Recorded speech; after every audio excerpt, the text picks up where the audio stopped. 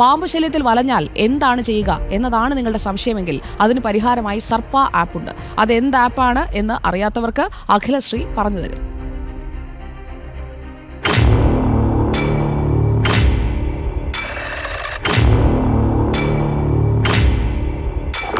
ഇപ്പോൾ ഇവിടെ ഒരു പാമ്പിനെ കണ്ടാൽ നമ്മൾ എന്ത് ചെയ്യും?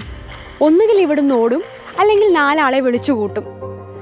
എന്നിട്ട് നമ്മൾ പാമ്പിനെ തല്ലിക്കൊല്ലാനോ അല്ലെങ്കിൽ എന്തെങ്കിലുമൊക്കെ ബഹളം വെച്ച് പാമ്പിനെ ഓടിക്കുന്ന ഒരു സ്ഥിതിയല്ലേ എല്ലായിടത്തും ഉള്ളത്. അതൊന്നും വേണ്ട. പരിഹാരമായി 5 വർഷമായി സർപ്പ ആപ്പ് എന്നൊരു ആപ്പുണ്ട്. വനം വകുപ്പിൻ്റെ ആപ്പാണിത്. നമ്മുടെ വീട്ടിലാണെങ്കിലും നാട്ടിലാണെങ്കിലും എവിടെ പാമ്പിനെ കണ്ടാലും സർപ്പ ആപ്പ് ഡൗൺലോഡ് ചെയ്തിട്ടുണ്ടെങ്കിൽ ആപ്പ് വഴി നമുക്ക് റെസ്ക്യൂ ടീമിനെ അറിയിക്കാനാകും.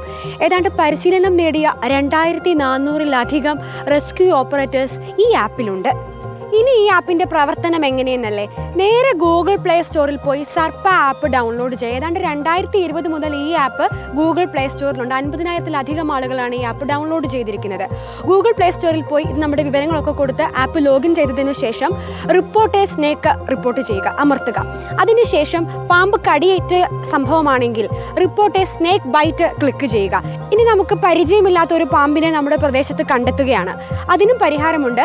ഈ പാമ്പിൻ്റെ ചിത്രം എടുത്ത് ഈ ആപ്പിൽ ഇടുകയാണെങ്കിൽ പാമ്പിന്റെ സകല വിവരങ്ങളും ആപ്പ് നമുക്ക് തരും. 2400-ഓളം പേര് ഇതിൽ പരിശീലനം നേടിയെങ്കിലും ആക്റ്റീവായിട്ടുള്ളത് 740-ഓളം പേരാണ് സംസ്ഥാനത്തുടനീളമായി.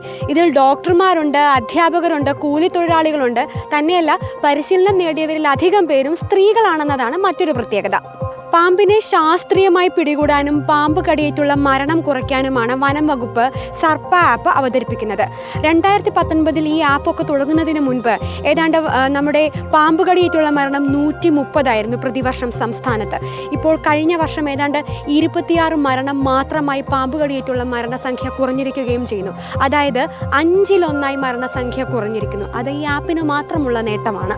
അപ്പോൾ ഇനി പാമ്പിനെ കണ്ടാൽ ആരും പേടിക്കേണ്ട. വേഗം സർപ്പ ആപ്പ് ഡൗൺലോഡ് ചെയ്യുക, റെസ്ക്യൂ ടീമിനെ അറിയിക്കുക. വീഡിയോ ജേർണലിസ്റ്റ് എബിൻ അജയ്ക്കൊപ്പം റിപ്പോർട്ടർ അഖിലശ്രീ, റിപ്പോർട്ടർ.